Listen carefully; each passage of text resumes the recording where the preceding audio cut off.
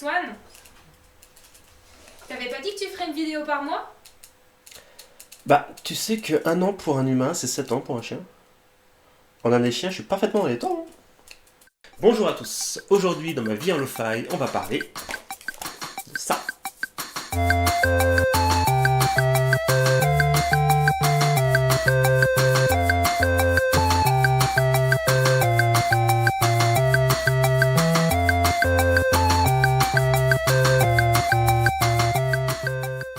Ceci est une révolution. Enfin, ça l'a été en 1981. En 1980, Casio, grand spécialiste des calculatrices, souhaite se diversifier et se lance dans la production des synthétiseurs avec le Casiotone 201. L'année d'après, on ne sait pas pourquoi, un jour, un gars de chez Casio a dû se pointer et... les gars, je me disais, bon, niveau calculatrice, on est bien, pas de problème.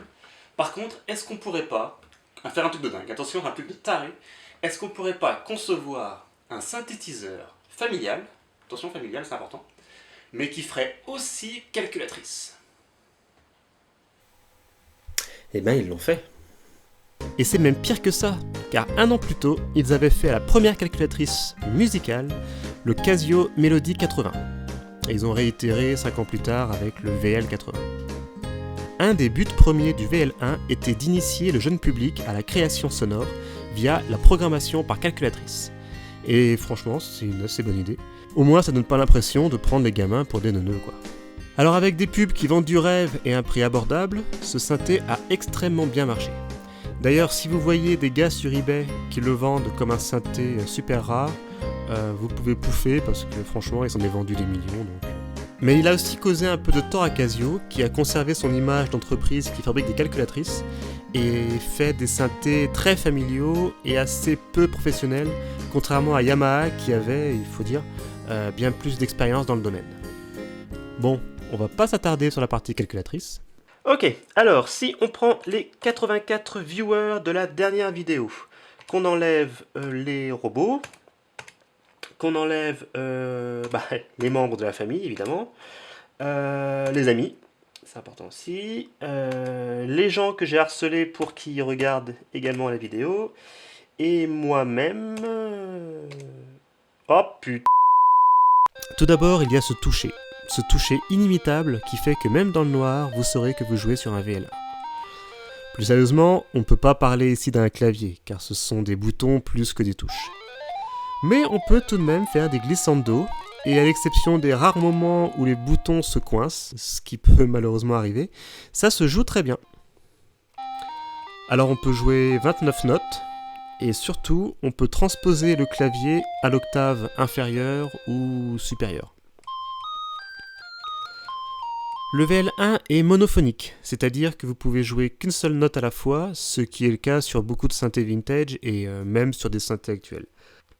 Il possède 5 sons inclus, alors ne vous fiez pas au nom des instruments écrits sur la machine, hein. D'ailleurs je propose de les renommer, histoire de coller un peu plus à la réalité.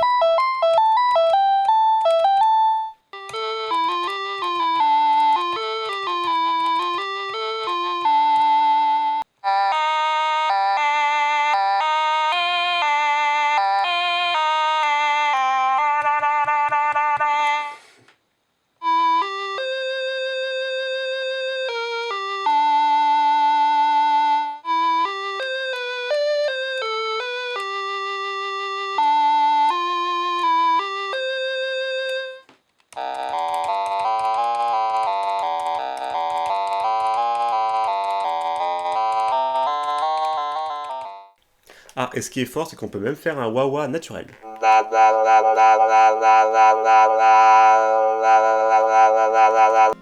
Et attention, maintenant voici ce qui fait que le VL1 est le VL1. Ce qui fait que ce synthé devrait être distribué dans toutes les écoles au lieu de l'indétrônable et du sempiternel souffle infernal de cet instrument venu du fin fond des enfers qu'est la flûte à bec. En effet, vous pouvez y programmer un son. Et comment on programme un son ? Tout simplement avec 8 chiffres. Ces 8 chiffres correspondant à 8 paramètres du son. Alors dans l'ordre, nous avons la forme d'onde, qui n'est en fait qu'un signal carré avec différents types d'enveloppes, mais quand même, il y en a 10. Le temps d'attaque, de decay, de sustain, le niveau de sustain, le release, le vibrato et le tremolo. Et si vous n'avez absolument rien compris à ce que je viens de dire, eh bien on explique tout ça maintenant. Pour rappel, le son est une onde. D'un point de vue physique, il s'agit d'une vibration qui va se propager dans l'air jusqu'à atteindre vos oreilles. Pour faire simple, on peut la définir par son amplitude, plus c'est haut, plus c'est fort, et par sa fréquence, plus c'est élevé, plus c'est aigu.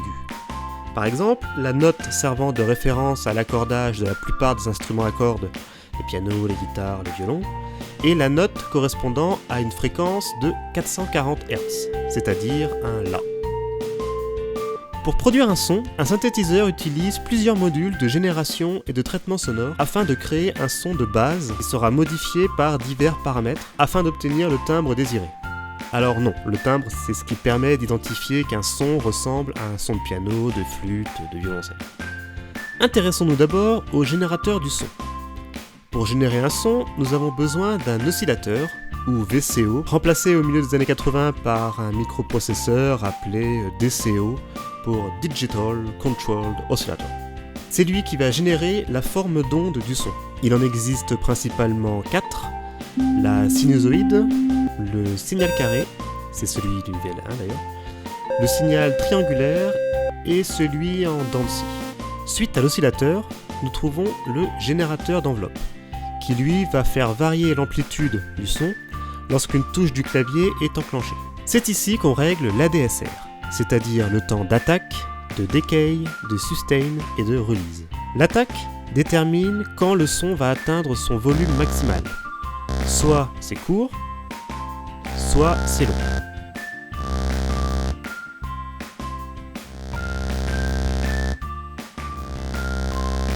Une fois atteint le volume maximal, le decay va définir le niveau de décroissance.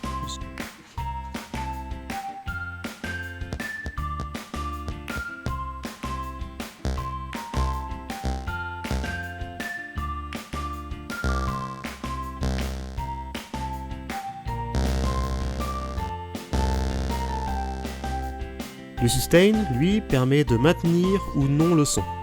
A noter que s'il est mis à fond, le son continuera tant que la touche ne sera pas lâchée. Et le release détermine combien de temps durera le son après avoir lâché la touche. On peut également ajouter un autre oscillateur appelé LFO, comme Low Frequency Oscillator, qui permet de moduler le son de manière périodique, ce qui donne les effets de vibrato et de trémolo. Et sinon, le VL1 possède également un séquenceur d'une centaine de notes. Alors pour info, la différence avec un enregistreur, c'est qu'ici, les notes sont enregistrées une par une, et du coup jouables une par une. Pratique quand vous voulez jouer sur un tempo précis. D'ailleurs, c'est ce que fait le gars sur Da Da Da. Ah, et j'allais oublier évidemment la chanson démo. Alors, la chanson démo, elle respire la nature, le bon air frais, elle respire le Tyrol, la verdure. Écrite en 1824 par l'allemand Friedrich Schiller, il s'agit d'une super chanson traditionnelle allemande qu'on appelle Unterlanders Heimweh. Unterlanders Heimweh. Bref, ouais, Unterlanders Heimweh. Car évidemment, on ne peut pas parler du VL1 sans évoquer le groupe Trio. Enfin, pas ce groupe Trio, ce groupe Trio. Groupe allemand qui en 82 a interprété ce morceau que vous avez forcément déjà entendu, qui s'appelle Da Da Da. Da Da Da, you just need to listen.